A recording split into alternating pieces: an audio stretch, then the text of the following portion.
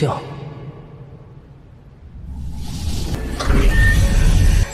这是果然不一般。李司令，周会长，我们坐下说。 Halo guys, selamat bertemu kembali di Akur Channel. Saat ini Mimin akan membagikan kembali alur cerita Swallow Star episode 429 sampai 430 atau episode 455 sampai 456. Dan tak bosan-bosannya, Mimin ingin memohon maaf yang sebesar-besarnya untuk adegan dalam video dengan alur cerita akan sangat berbeda. Baiklah, tidak usah basa-basi berlama-lama, selanjutnya kita langsung saja ke ceritanya.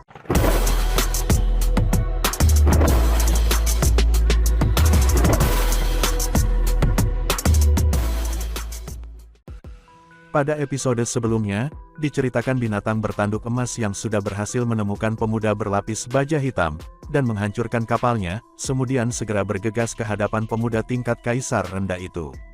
Sementara Yu di kapal pemuda itu memberi perintahnya, buka pintu kabin. Pemuda itu segera membuka pintu dan terbang keluar. Dia sangat jelas, jika dia bersembunyi di dalam kabin, itu seperti kura-kura di dalam toples. Dia tidak akan bisa menghindari serangan lawan sama sekali dan akan kehilangan semua pergerakannya.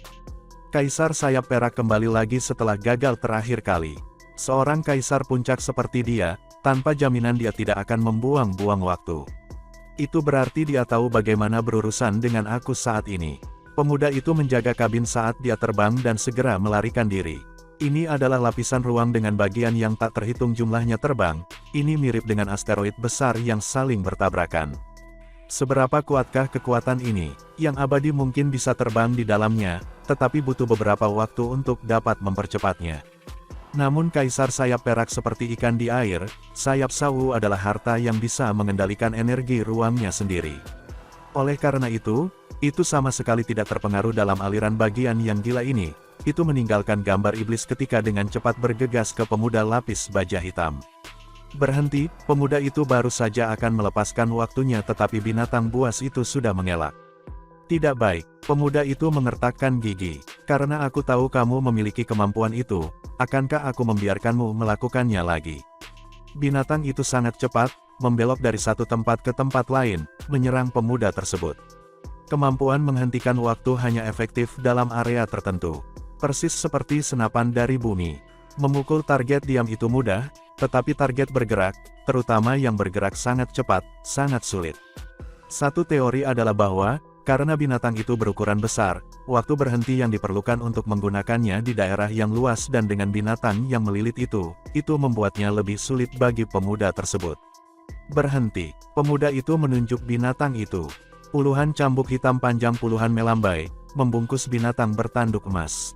Satu sayap binatang itu dibungkus oleh cambuk dan kecepatannya pun menjadi terpengaruh.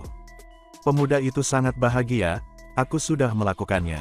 Meskipun sayap kiri binatang itu dipegang oleh cambuk hitam, itu masih melaju cepat pada pemuda itu.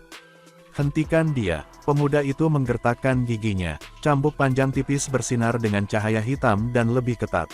Sayap kiri binatang itu tidak rusak sama sekali. Ini adalah sayap sawu, harta karun sejati. Bahkan seorang master semesta akan merasa sangat sulit untuk merusak sayap ini. Cambuk memiliki sedikit efek padanya. Tapi, bagaimana mungkin ia bisa menghentikan pergerakannya sepenuhnya? Binatang itu sudah dekat dengan pemuda itu. Berhenti, pemuda itu sekali lagi menggunakan langkahnya. Hentikan pantatku, meledak. Binatang itu bergegas maju, melolong dalam kesadarannya. Dalam sekejap, kristal berbentuk piramida merah menakutkan melayang di antara binatang buas dan pemuda, keduanya sangat dekat. Kristal Dewa Api, pemuda itu mengungkapkan ekspresi ketakutan. Terutama ketika dia merasakan gelombang energi dari kristal, dia terkejut. Ini sudah berakhir, sudah selesai, ucapnya penuh dengan keputusasaan. Kristal Dewa Api mirip dengan seorang kaisar tinggi. Ini, apakah kaisar sayap perak ini kehilangan akal sehatnya? Ini adalah penghancuran diri seorang kaisar tinggi. Bahkan dia, seorang kaisar puncak, pada jarak ini akan kehilangan sebagian besar tubuhnya yang abadi. Meski begitu, dia tidak membakar tubuhnya yang abadi untuk membunuhku, melainkan, menggunakan kristal yang begitu mahal. Pemuda itu memiliki banyak pikiran di benaknya sebelum mati. Guru selamatkan aku. Pemuda lapis baja hitam segera memecahkan item dalam cincin dunianya.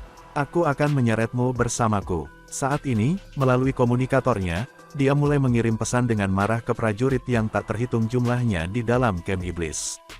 Aku akan mati, musuh adalah kaisar bersayap perak. Koordinasinya adalah, pesan ini langsung dikirim ke prajurit yang tak terhitung jumlahnya.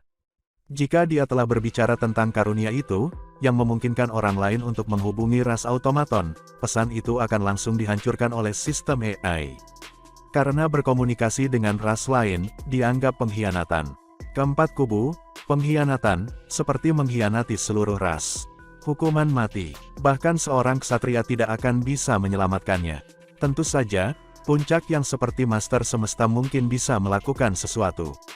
Seseorang harus tahu, banyak ras yang tunduk seperti ras tanduk emas dan lain-lain, tidak memiliki makhluk seperti Master Semesta. Murid, di wilayah yang jauh-jauh di alam semesta, tempat di mana ras nasi tinggal. Dia berada di wilayah luar perang, tidak. Seorang pria yang lebih besar dengan lapis baja hitam yang sama meraung, "Murid, kamu harus bertahan hidup." Meskipun dia telah memberi muridnya item, yang dengannya dia dapat berteleportasi melalui negara dewa ke sana. Tapi, itu adalah perang wilayah luar, tempat di mana 4 camp bertempur, itu tidak memungkinkan ksatria di dalamnya. Kecuali itu perang besar, jika tidak, hanya makhluk di bawah tingkat ksatria yang diizinkan masuk. Tentu saja, makhluk seperti pemimpin kota kekacauan utama kadang-kadang bisa melanggar aturan karena statusnya yang tinggi. Ras yang tunduk tidak akan berani mengatakan apa-apa. Namun, tidak ada ksatria dari ras lain yang diizinkan. Ini mungkin terlihat lama, namun begitu kristal itu meledak, pemuda lapis baja hitam itu bahkan tidak punya waktu untuk menempuh lebih dari 1000 km. Terhadap kekuatan penghancur diri kaisar tinggi itu, 10.000 km terdekat memiliki ledakan terkuat. Bagian ruang yang mengalir dengan gila dikurangi seketika untuk mengalirkan partikel yang tidak bisa dipecah lebih jauh. Pemuda dan binatang buas melakukan hal yang sama persis, yaitu bertahan. Seketika, binatang itu menutup sayapnya ke seluruh dirinya sendiri, dan benar-benar membungkus dirinya menjadi berada dalam. Tidak, pemuda itu segera menempatkan kabin kelas G di depannya dan mengendalikan bunga yannya, bentuk kehidupan tanaman untuk menghalanginya. Bentuk tanaman hidup tahu bahwa jika tuannya mati, maka dia akan mati juga, maka ia menggunakan semua kekuatannya untuk membelanya. Seketika itu juga terdengar ledakan-ledakan.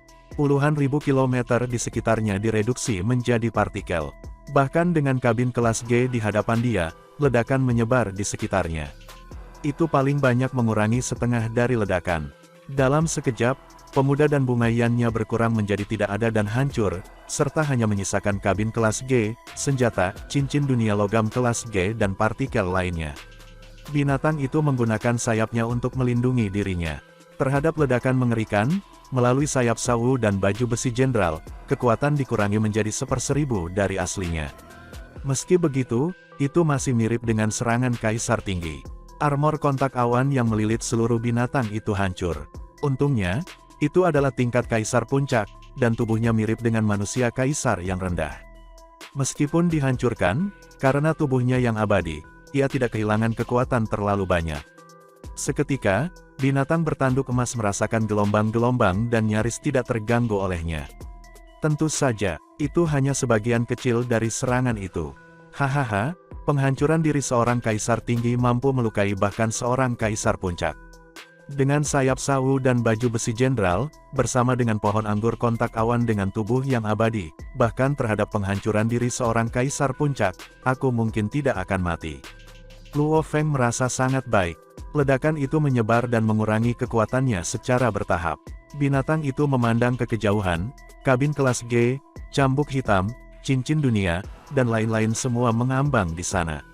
Sebenarnya, cincin dunia yang digunakan oleh para prajurit yang kuat sebagian besar terbuat dari logam kelas G. Karena sebuah cincin menggunakan logam yang sangat sedikit, cincin itu murah dan memiliki anggaran yang kuat. Seberapa kuat gelombang dari pertempuran abadi? Jika mereka menggunakan logam level F9 normal untuk cincin mereka akan mudah rusak. Sementara itu di dalam cincin dunia yang mengapung, para pejuang yang gelisah, bawahan biasa, orang-orang kulit hitam dengan baju besi hitam semuanya, dipenuhi ketakutan ketika mereka mengetahui bahwa tuan mereka telah mati. Mereka hanya punya cukup waktu untuk berteriak. Tiba-tiba, obrolan, celepuk, mereka semua jatuh satu persatu. Meski tubuh mereka masih ada, jiwa mereka hancur. Sama seperti ketika Huyan Bo meninggal saat itu, semua budaknya juga ikut mati. Kematianmu, ini juga berarti kematian para budak. Bahkan jika mereka sangat kuat, itu tidak bisa mengubah ini, tetap semuanya akan mati juga. Di tengah aliran luar angkasa yang gila, hanya beberapa gelombang yang tersisa dari ledakan. Binatang itu mengandalkan sayap Sawu, baju besi jenderal dan baju besi kontak awan untuk menahan ledakan, oleh karena itu dia tidak terluka oleh ledakan itu. Yang mana, sayap Sawu dan baju besi jenderal sangat kokoh, dan dapat meredakan lebih dari 90% ledakan. Armor kontak awan tidak bisa berbuat banyak, tapi masih bertahan dari sebagian besar ledakan. Sampai hancur, melalui dua lapisan pertama, kekuatan yang tersisa masih bisa membuat armor kontak awan level rendah Kaisar hancur. Setelah lapisan ketiga, kekuatan itu diabaikan. Pertahanan sejati masih dalam sayap Sawu dan baju besi jenderal. Keduanya merupakan aset yang sangat berharga. Nilai sayap Sawu tidak perlu disebutkan, bahkan para ksatria akan marah karenanya. Armor jenderal dapat mengurangi kekuatan serangan, bahkan lebih mahir dalam memblokir serangan jiwa. Umat manusia tidak memiliki harta seperti itu. Mereka bahkan tidak tahu keberadaannya atau cara menggunakannya. Luo Feng juga dilatih dalam manual tanpa nama, maka dari itu, dia bisa menggunakannya. Dibutuhkan hilangnya 800 juta kristal Dewa Api untuk membunuhmu. Namun, itu memungkinkan aku mendapatkan harta karun yang membuat semua sel aku menjadi gila. Itu sangatlah sepadan untuk semuanya. Binatang bertanduk emas itu juga terbang ke atas, dan matanya yang gelap menatap kabin kelas G, cambuk hitam, dan dua cincin dunia bersama dengan sisa-sisa baju besi dan sebagainya. Ia merasakan panggilan yang kuat di dalam sel-selnya dari cincin dunia tertentu. Salah satu yang lebih dari 10.000 kali lebih keras dari panggilan seorang prajurit dan baju besi jenderal, matanya yang dingin menunjukkan kegembiraan. Menghabiskan banyak uang, dan harus mendapatkan sesuatu yang sangat berharga. Sementara itu di tepi benua utama Yanji, ada istana emas yang megah di antara padang pasir, dan itu menonjol di dalam gurun. Prajurit yang kuat biasanya bersembunyi di dalam gua gunung, gua bawah tanah, gua bawah laut dan sebagainya. Adapun istana yang sangat terlihat ini, itu pasti milik prajurit puncak dari daerah tersebut, dan pemiliknya saat ini, dari istana tersebut adalah Kaisar Jade Hitam. Sebagai seorang kaisar puncak dengan kemampuan teleportasi, ia benar-benar takut tidak ada seorang pun di benua utama Yanji. Di udara di atas istana, bayangan setinggi 3 meter muncul. Itu adalah bola api berbentuk manusia yang berwarna hitam. Api ini berkumpul menjadi prajurit berjubah hitam. Kaisar Grace Hitam, sang Kaisar Black Jade yang kuat segera menemukan musuh datang, berkomunikasi, "Kamu berasal dari kubu iblis, mengapa kamu di sini? Apakah kamu ingin bertarung?" Mereka berdua adalah kekuatan utama dari benua utama, keduanya dengan kemampuan teleportasi, dan jika mereka bertarung, itu hanya akan membuang-buang waktu. Kaisar Giok Hitam, Chi Weika, prajurit berjubah hitam berkomunikasi. "Aku tahu lokasi Kaisar Sayap Perak. Jika kamu ingin koordinat, kamu harus menukarnya dengan 200 juta permata nila. Ingat, lokasi ini adalah lokasinya saat ini. Kamu harus bertindak cepat atau dia akan segera pergi." Dua bayangan muncul di luar istana. Salah satunya adalah seorang Kaisar Black Grace bertopeng kurus pendek dengan cakar binatang, dan yang lainnya adalah Kaisar Otomat Chi Weika. Chi Weika telah tinggal di istana ini sejak dia mengumumkan untuk mengeluarkan hadiah. Karena, begitu dia mengetahui keberadaan Kaisar Sayap Perak, dia bisa segera berteleportasi dengan Kaisar Black Jade. "Kamu bilang kamu tahu di mana dia. Namun kamu ingin 200 juta permata nila hanya untuk koordinat." Chi Weika meraung, "Ini adalah harta bernilai 200 juta permata nila, dan aku tidak punya cara untuk menggunakan mata uang otomatmu." Kaisar Black Grace berkomunikasi. "Kamu bisa terus membuang waktu. Semakin lama kamu menunggu, semakin jauh ia akan pergi. Maka kamu tidak akan dapat menemukannya lagi." 12 detik telah berlalu. "Bajingan," Chi Weika menggertakkan giginya. Bahkan seorang kaisar puncak tidak akan mendapatkan uang secepat ini. Bahkan jika mereka mengambilnya dengan mudah selama lebih dari 10.000 tahun, mereka mungkin bahkan tidak akan mendapatkan sebanyak ini, namun dia menuntut jumlah yang tidak masuk akal ini hanya untuk informasi. Aku akan membayar. Chi Weika membalik tangannya dan sebuah cincin ruang muncul ketika dia melemparkannya. Kaisar Black Grace menerimanya dan dengan cepat memindai. Tidak buruk, ini adalah koordinatnya. Dia segera mengirimkannya ke Chi Weika dan Black Jade. Kamu akan ikut dengan kami. Perintah Chi Weika. Tenang, berita ini diberikan kepadaku dari seorang kaisar rendah, dan mungkin sebelum dia meninggal, itu pasti benar. Karena aku sudah menerima 200 juta permata nila, aku akan menemani kamu.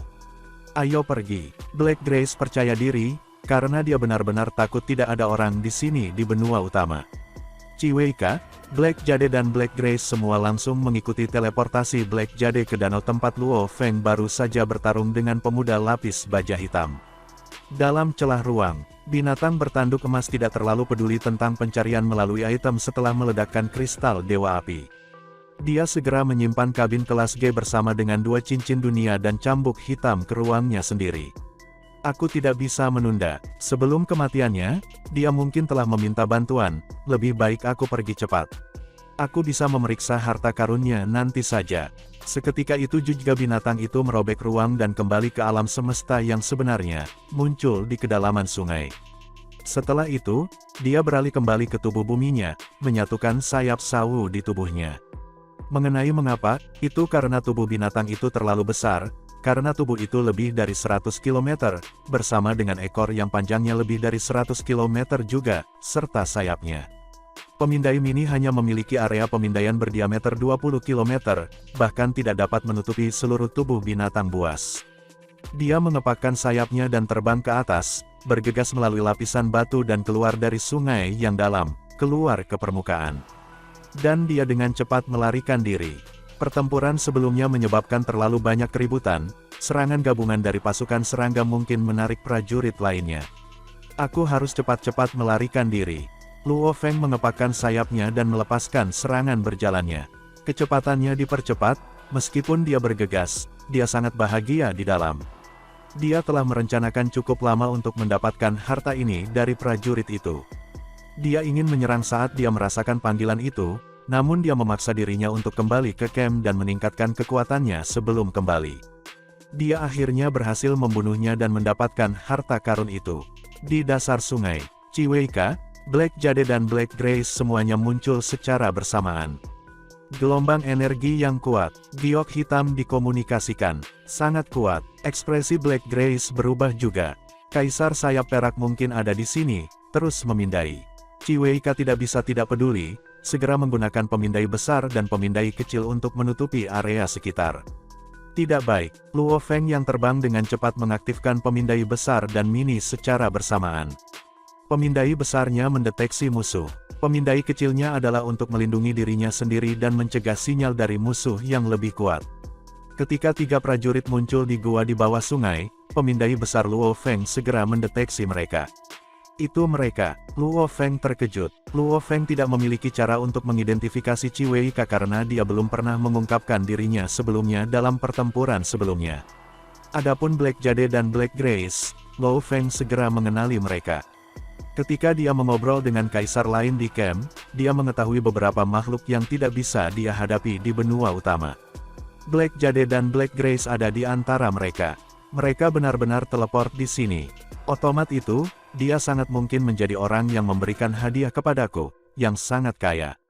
Luo Feng tertawa ketika dia mengenali Chi Weika, aku harus berterima kasih.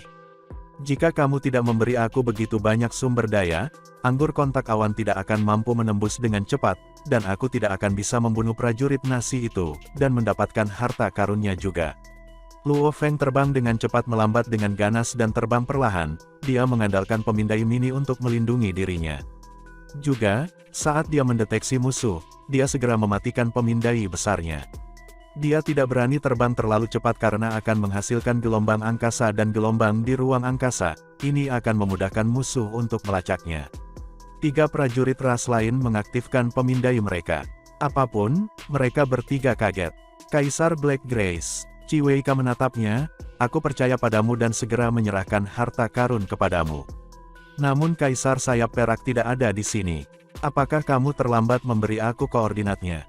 Atau apakah kamu sengaja menipu aku? Bahkan belum 30 detik sejak aku mendapatkan koordinatnya, Black Grace berkomunikasi. 30 detik, dia tidak mungkin melarikan diri lebih dari 9 juta kilometer, dan pemindai besar kita, yang terkecil memiliki diameter 300 juta kilometer, tidak mungkin dia keluar dari jangkauan pemindaian kita. Fakta bahwa kita tidak dapat menemukannya, menunjukkan bahwa pemindai kecilnya sangat canggih. Chiweika tidak puas, aku telah melawannya, pemindainya rata-rata. Kamu pernah bertarung dengannya di masa lalu, bukankah dia kemudian akan pergi membeli pemindai yang lebih baik? Ucap Black Grace mencibir. Jangan bertarung. Black Jade meraung. Aku akan menuju ke celah luar angkasa untuk memeriksa apakah dia ada di sana. Juga, Black Grace membantu merasakan ruang sekitar dan melihat apakah ada perubahan khusus dalam gelombang. Saat ada, mungkin itu adalah dia. Mendengar itu Black Grace mengangguk. Aku sudah mendapatkan harta karun, aku bersedia membantu. Black Jade merobek ruang dan menusuk dalam, muncul beberapa detik kemudian. Ada sesuatu, Chiweika menatapnya, ada bagian yang tak terhitung jumlahnya di dalam tetapi tidak ada yang istimewa, kata Black Jade. Aku pikir dia seharusnya kembali ke alam semesta asli setelah pertempurannya, kemungkinan dia berada di dalam sangat rendah. Mari kita periksa area sekitarnya dengan baik. Oke, Chiweika mengangguk, ada banyak cara untuk memindai ruang sekitar.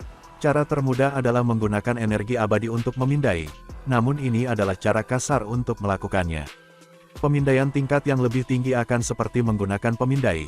Tingkat pemindaian akan tergantung pada seberapa canggih pemindai itu sendiri.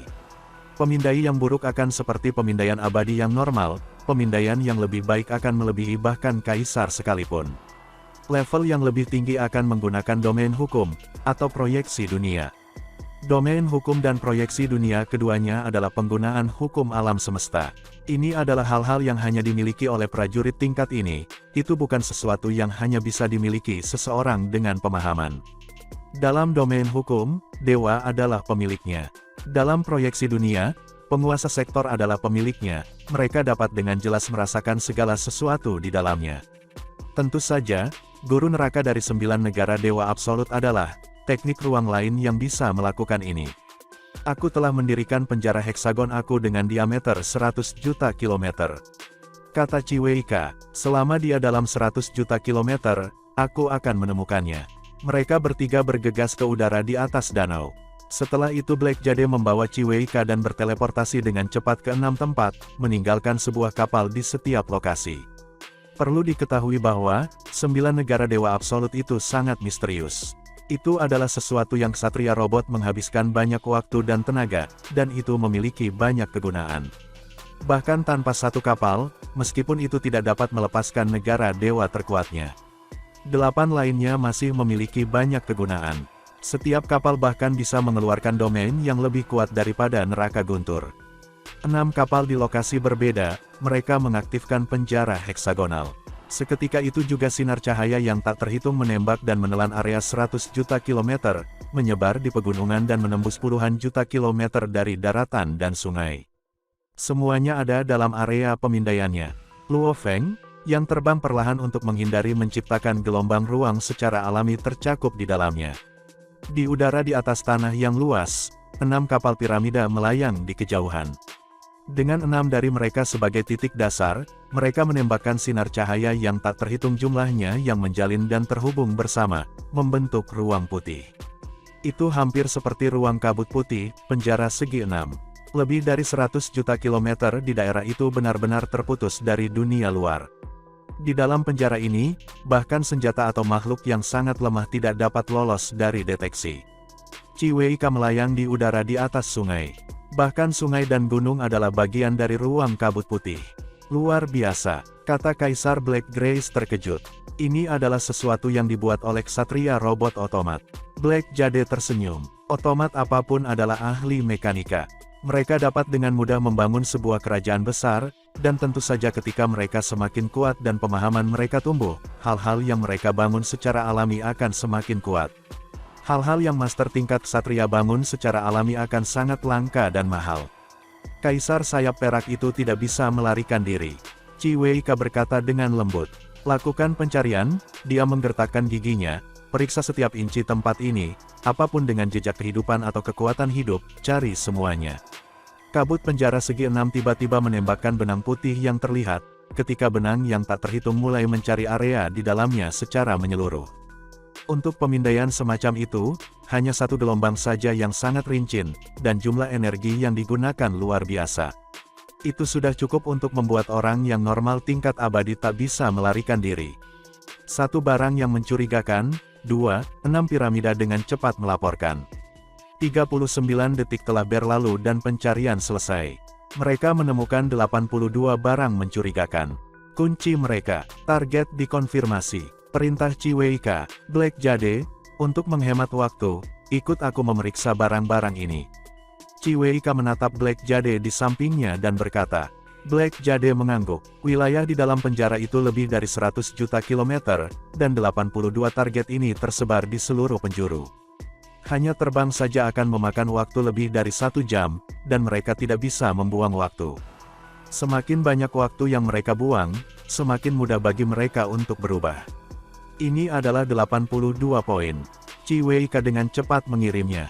Serahkan padaku. Black Jade meraih Ciweika dan dengan cepat tiba di titik pertama. Ciweika melihat sisa-sisa paduan yang terbungkus oleh benang putih, mengirimkan energi abadi untuk memindai lebih lanjut, mengerutkan kening, itu hanya sisa-sisa kapal alam semesta. Ke yang berikutnya, Black Jade sekali lagi berteleportasi. Dari 82 item mencurigakan, 62 adalah sisa-sisa kapal, 9 adalah bagian senjata, 10 bagian tubuh yang rusak abadi dan 1 cincin dunia. Pada dasarnya apapun dengan energi apapun terdeteksi. Ketika mereka menemukan cincin dunia, Ciweika sangat senang. Dia berteriak, Kaisar Sayap Perak, apakah kamu berpikir bahwa aku tidak akan mendeteksi kamu jika kamu bersembunyi di cincin dunia? Dia segera menghancurkan cincin itu, dan barang-barang normal yang tersebar di sekitar beberapa item kokoh itu oke. Sementara yang lainnya, Ciweika bahkan tidak menemukan apapun yang dapat menyembunyikan Kaisar Sayap Perak. Lingkaran dunia ini, menurut pemindaian aku terhadap batu-batu di sekitarnya, telah ada di sini selama lebih dari 100 juta tahun. Ini adalah salah satu dari pertempuran yang sudah lama, itu aneh bahwa Kaisar Sayap Perak itu tidak dapat ditemukan. Black Jade berkata, namun, Kaisar Sayap Perak tidak akan berada di dalam. Di mana dia? Ciweika menggertakkan giginya. Black Grace. Ciweika menatapnya. Kaisar Black Grace berjubah hitam berkata dengan dingin, jangan curiga seorang Kaisar Puncak. Aku tidak akan merendahkan diri dan berbohong hanya untuk 200 juta permata nila kamu yang berharga. Para pendekar ini semuanya memiliki kehidupan abadi. Di tingkat mereka, rasa hormat dan martabat jauh lebih penting daripada apapun. Sementara mereka mungkin membantai orang lain atau dikutuk, ada beberapa hal seperti berbohong dan menipu yang akan dianggap sebagai aib besar. Jika itu adalah harta yang sangat besar, itu mungkin bisa dijelaskan. Tapi untuk 200 juta permata nila, ini adalah sesuatu yang tidak akan dilakukan oleh Kaisar Puncak. Lalu di mana dia? Ciweika melayang di udara di atas sungai dan melihat sekeliling. Ada 3 kemungkinan. Black Jade berkomunikasi secara mental. Pertama, dia bersembunyi di celah ruang dan belum kembali ke alam semesta yang sebenarnya, dan dia jauh di dalam. Dari sudut pandang normal, kemungkinan dia menggali lebih dalam ke celah ruang setelah pertempuran sangat rendah, tidak lebih dari 1%. Kedua, dia berada di dalam penjara segi 6, hanya saja kita tidak dapat menemukannya dan penjara tidak dapat mendeteksi dia. Ini bisa berarti pemindai atau teknik lainnya sangat canggih, dan peluang terjadinya ini adalah 20%. Ketiga, dia lolos dari daerah penjara Hexagon Mu, dan ini memiliki kemungkinan tertinggi. Bagaimana dia melarikan diri? Ciweika menatapnya. Ada banyak metode. Black Jade berkata, Sayap Perak terkenal karena kecepatan sesaat dan menghindarinya. Dengan prestasinya dalam hukum antariksa, dia mungkin telah memahami teleportasi. Setelah membunuh musuh, dia mungkin telah berteleportasi. Teleportasi. Belum setahun, bagaimana dia bisa belajar begitu cepat? Ciweika menggelengkan kepalanya, tidak mungkin. Sulit dikatakan. Black Jade melanjutkan, alasan lain adalah setelah musuhnya mengirim pesan sebelum kematiannya, itu mungkin telah bocor ke camp manusia. Kaisar Sayap Perak pasti memiliki teman di dalam camp manusia. Tepat ketika kami akan bergerak terakhir kali, bukankah ada seseorang yang datang dan memindahkannya? Mungkin sama seperti kali ini. Aku tidak percaya ini. Aku tidak percaya. Chi Weika mengertakkan giginya. Meskipun dia tahu bahwa kata-kata Black Jade itu logis, dia tidak mau menerimanya. Dia tidak bisa menerima Kaisar Sayap Perak melarikan diri sekali lagi. Penjara segi 6, gunakan energi maksimum. Chi Weika memerintahkan, area, seluruh penjara. Hancurkan segala sesuatu di dalam penjara, sungai, gunung dan lain-lain, mengurangi mereka menjadi hancur. Mata Chi Weika berkilau karena kegilaan. Kurangi seluruh area lebih dari 100 juta kilometer ini menjadi hancur, hanya dengan begitu tidak akan ada keraguan. Sejumlah besar energi mengalir dari 6 kapal, dan ledakan gila terjadi di seluruh area. Perlu diketahui bahwa serangan gabungan terkuat dari pasukan Raja Serangga paling banyak, akan menyebar lebih dari 10 juta kilometer. Area besar ini, jauh lebih besar. Karenanya kekuatan serangan di masing-masing area pasti tidak bisa dibandingkan dengan serangan klan serangga, paling tidak bisa menghancurkan logam kelas E2 atau E3. Tidak peduli seberapa kuat energinya, setelah tersebar di area yang begitu luas, kerusakan keseluruhan akan berkurang. Meskipun ini lemah, batu dan gunung sungai, selain beberapa yang sangat kokoh, sebagian besar tidak mampu menahan serangan seperti itu. Aliran bebatuan dan gunung yang tak berujung meledak menjadi hancur berantakan, dan sungai-sungai juga hancur dengan sejumlah besar tanah menghilang. 99,9% dari semuanya dikurangi menjadi nol. Hanya beberapa hal yang tetap terkoyak. Beberapa item lain yang lebih kokoh tetap tidak rusak. Sebenarnya, kembali ketika Luo Feng berada di bintang-bintang yang hancur, setiap bagian di sana dapat mengambil serangan penguasa sektor puncak. Meskipun benua utama Yanji jauh lebih besar, bahannya tidak sekokoh itu. Mengutuk, dia benar-benar melakukan sesuatu seperti itu. Penggunaan energi ini setidaknya harus mirip dengan penghancuran diri seorang kaisar tinggi. Sebuah batu yang tampaknya terbelah terbaring di antara puing-puing. Energi dan materialnya, dan lain-lain. Semuanya tampak seperti batu lainnya. Sebenarnya, itu adalah transformasi klan Mosa. Dengan mengandalkan kemampuan alami cloning, itu sepenuhnya berubah menjadi batu. Oleh karena itu, kecuali seorang pejuang menggunakan energi abadi untuk memindai bagian internal batu ini, hanya mengandalkan pemindai penampilannya, tidak ada cara bagi mereka untuk mengetahuinya. Sebarkan lebih dari 100 juta kilometer. Begitu banyak energi yang digunakan. Menggunakan kristal Dewa Api akan bisa dimengerti, yang merupakan metode paling mahal untuk menyingkat energi abadi. Namun bergantung pada perangkat untuk melakukannya, begitu banyak energi harus bernilai dari jutaan elemen campuran, yang pejuang otomat pasti akan menjadi marah. Menyerang, serang dan hancurkan semuanya. Chi Weika mengertakkan gigi. Dia ingin benar-benar menghancurkan segala sesuatu di daerah ini, hanya kemudian dia akan puas dan yakin bahwa Kaisar Sayap Perak lolos. Ketika Luo Feng terjebak dalam situasi ini, di dalam aula luas di alam semesta virtual. Ada 108 singgasana kuno di dalamnya, dan masing-masing dari mereka memiliki pejuang, baik manusia atau ras lain. Mereka mengeluarkan energi yang menakutkan. Kami mengumpulkan semua orang karena, menurut informasi dari perang wilayah luar, penguasa sektor manusia Luo Feng telah berhasil membunuh seorang kaisar rendah. Raksasa lapis baja ungu dengan helm aneh berbicara. Mustahil, dia belum bisa membunuh kaisar rendahan. Aku meminta, agar semua orang melihat rekamannya. Berita itu membuat banyak orang menyangkal hal itu dengan segera. Perhatian, hanya mengandalkan badan sektornya, dia secara alami tidak dapat membunuh seorang kaisar rendah. Namun, poin kontribusi diberikan kepadanya, itu berarti ia memang memiliki beberapa metode khusus untuk membunuh seorang kaisar rendah. Menurut aturan aliansi Hong kita, sejak dia melakukannya, apakah itu harta atau metodenya, selama seseorang membunuh seorang kaisar rendah, itu berarti kita bisa membawanya masuk. Kata baju lapis baja berwarna ungu. Dan, adegan ini pun mengakhiri pertemuan kita saat ini. Terima kasih kepada semua yang telah menyimak, sampai dengan akhir video kali ini, dan juga Mimin ingin mengucapkan terima kasih, yang sebesar-besarnya kepada semua yang sudah subscribe Akur Channel, semoga semuanya dimudahkan rezekinya dan dilancarkan segala urusannya, juga disehatkan selalu setiap saat, dan terhindar dari segala penyakit, amin. Sampai jumpa di episode selanjutnya ya guys, terima kasih.